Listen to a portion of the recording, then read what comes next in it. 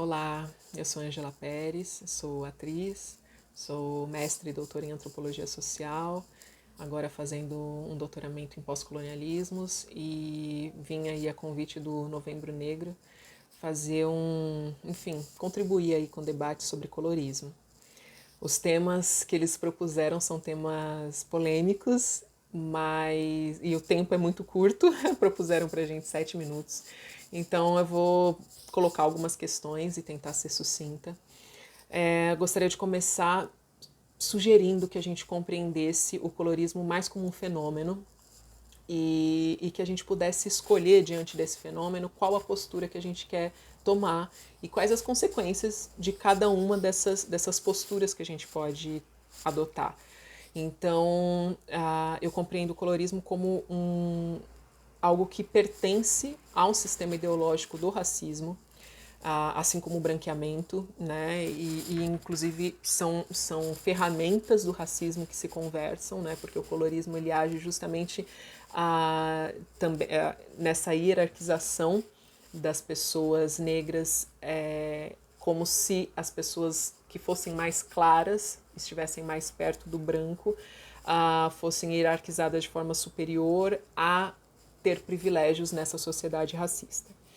Então, assim, é lógico que a gente não concorda com as ideias racistas que fazem essa hierarquização, mas vemos na realidade social que alguns privilégios, né, como tem sido dito, acabam sendo colocados para as pessoas de pele mais clara,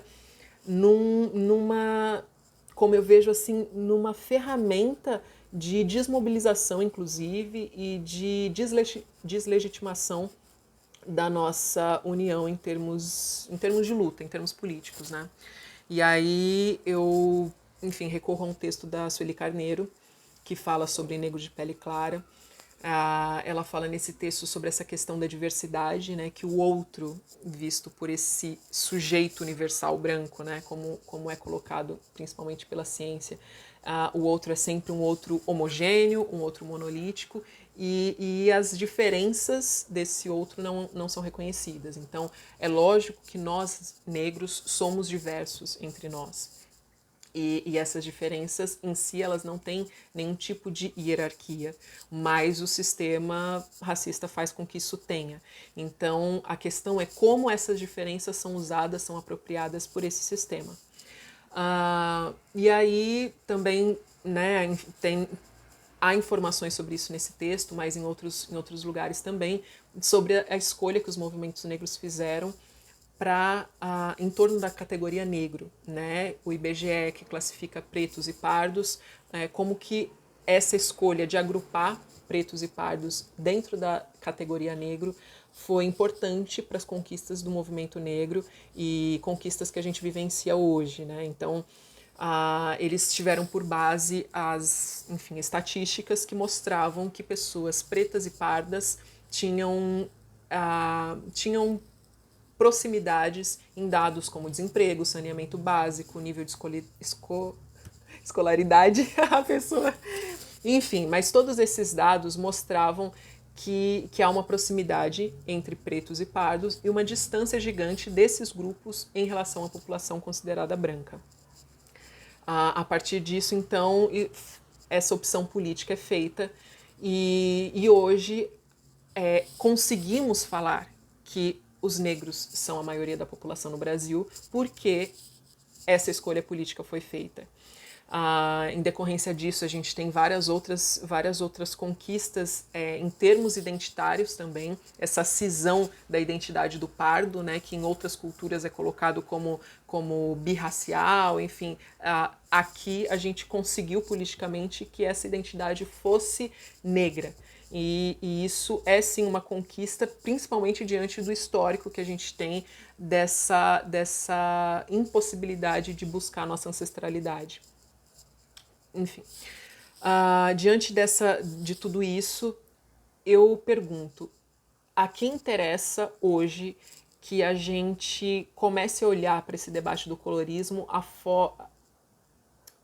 que a gente comece a olhar para isso de modo a nos dividirmos, né? E aí a questão eu vejo que tem dois pontos importantes a serem considerados. Um deles é, sim, há diferenças que são apropriadas pelo sistema racista e essas diferenças acabam produzindo certas desigualdades.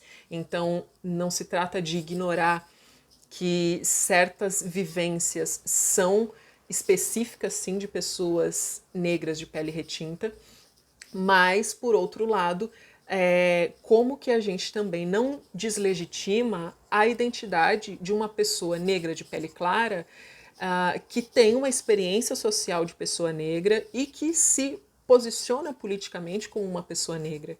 Então, eu acho que esses são dois pontos a serem considerados por nós agora, para que esse debate ele possa ser, ao invés de nos dividir, ele possa ser justamente algo que nos impulsione numa luta mais igualitária, numa luta em que considerar essas diferenças, considerar como o sistema se apropria dessas diferenças, pode possibilitar que a gente lute de uma forma mais igualitária pela emancipação, e aí considerando que antirracismo é emancipação.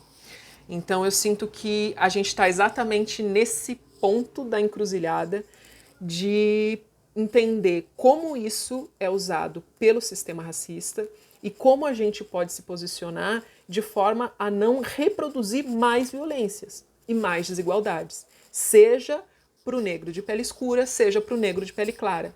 Como que a gente consegue considerar tudo isso, todas essas experiências sociais, e a gente avança numa mobilização política sem cisão identitária e, enfim, para próximas conquistas e para não só não pôr a perder as conquistas já tidas pelo movimento negro anteriormente, mas de forma a conseguir muito mais aí pela frente. Então, são as propostas de reflexões aí que eu coloco, deu meu tempo e, enfim, sei que tem muito mais coisas, o debate é muito mais profundo, é sério, mas, enfim, é isso, é o tempo, tá bom? Agradeço e até.